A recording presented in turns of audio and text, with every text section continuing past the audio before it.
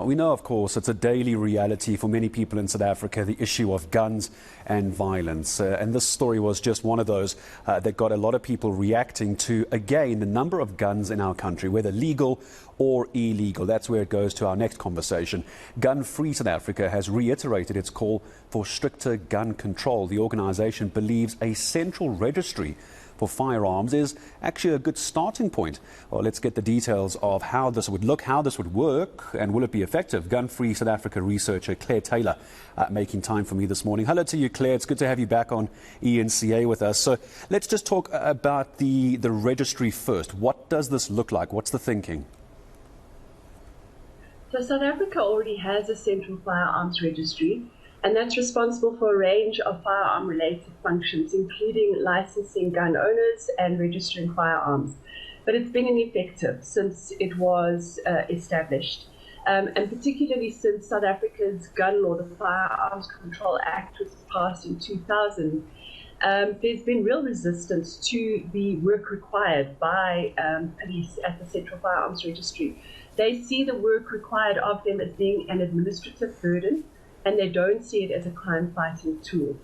And the reason that we undertook the research that we did is to look at ways to make the Central Firearms Registry more functional and a crime-fighting tool to help prevent the high levels of gun violence in South Africa. So when you've gone and done this research now, what would be the one single biggest issue that stands out for you with the gun registry? If the idea is to look at it and just make it more effective, not come up with a new one, don't reinvent the wheel, just make it more effective. What's the one big issue that stood out for you? I'm going to answer your question by referring to a class action that Gun Free South Africa instituted against the police. And this is with regards to what are called Prinsloo guns. So Prinsloo was the corrupt police official who was able to steal guns that were in police stores and earmarked for destruction. He stole them, and he did that by removing them from the police's computer. He stole them and then sold them to criminals. And the class action that Gun Free South Africa has instituted on behalf of families is to claim for damages resulting from those guns. But the Prinsloo case highlights two key problems with the Central Firearms Registry. That's that the database cannot be trusted. There's no database integrity, and also corruption. And so what Gun Free South Africa did, with support from the African Police and Civilian Oversight Forum, was to explore other countries' registries to look at, for example, either privatizing, devolving functions, or setting up an independent authority that would report to the police. And so we looked at these different countries that have outsourced their registries, and the most effective seems to be an independent authority that would still report to the police, but would take the registration process away and possibly even other functions related to licensing away from the police.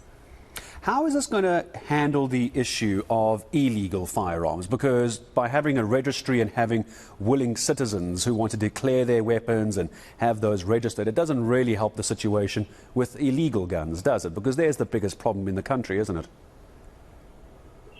So your insert earlier highlighted another mass shooting in this country, and we know that 31 people are shot and killed every day in South Africa, the majority of whom are killed with illegal firearms. There's a huge, huge pool of illegal guns in this country. And so we do need to support efforts to recover and destroy these guns. But we need to go upstream, and we need to stop that illegal pool from filling. And we know that the majority, if not all illegal guns in this country were once legal. And so we have to control our legal weapon stocks, and that's guns, including through record keeping. Record keeping is recognized globally as a cornerstone to gun control. And at the moment, the Firearms Control Registry doesn't know how many firearms there are in this country, how many gun owners there are. And part of the problem is related to underperformance in that gun owners who do want to comply with the Firearms Control Act are in fact unable to because of inefficiencies at the Central Firearms Registry. And when those guns aren't properly recorded, it increases the risk that they'll leak into criminal hands. Do you get a sense that even if this was to be implemented, and to your hope, Claire, that this could help reduce, at least control, the number of illegal guns on our country's streets, that the police have the ability to actually implement this? Because policies are great, frameworks are great, registries are great. It's, as always, and tell me if you agree, it's the implementation of these scenarios that always seems to be the failure. You're absolutely right around the implementation. And so Gun Free South Africa's view, having done the research that we did, is that an independent authority be established. We have some precedent for that in the Private Security Industry Regulatory Authority, which manages the private security industry and reports to the police in that regard. It's under-resourced. And so the key issue to emphasize is that it's going to be costly to set up an independent authority. But with gun levels at the level that they are, or gun violence at the levels that it is, we believe that the cost is justified. But saying that any cost outlay needs to be accompanied by transparency and accountability. And that means regular reporting to Parliament, regular reporting to the public. So, for example, there's just been what's been described as a comprehensive and expensive contract awarded to a company called Providence Software Solutions to establish a firearms registry in South Africa. We don't know anything about this company.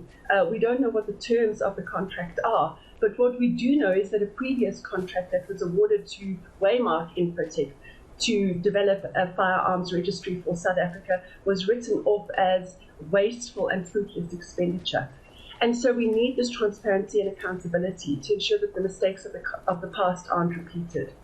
Yeah, Claire, I think many people are going to agree with what you've had to say as well. Claire Taylor, I appreciate your time this morning for speaking to us. Gun Free South Africa, as far as getting a gun registry. Already, as Claire says, there is one in place. It's not effective. It's not well managed. Some are saying it's not even useful in the slightest. But as always, it is your show. You get to have your say. Do you agree with Claire? Do you disagree with Claire?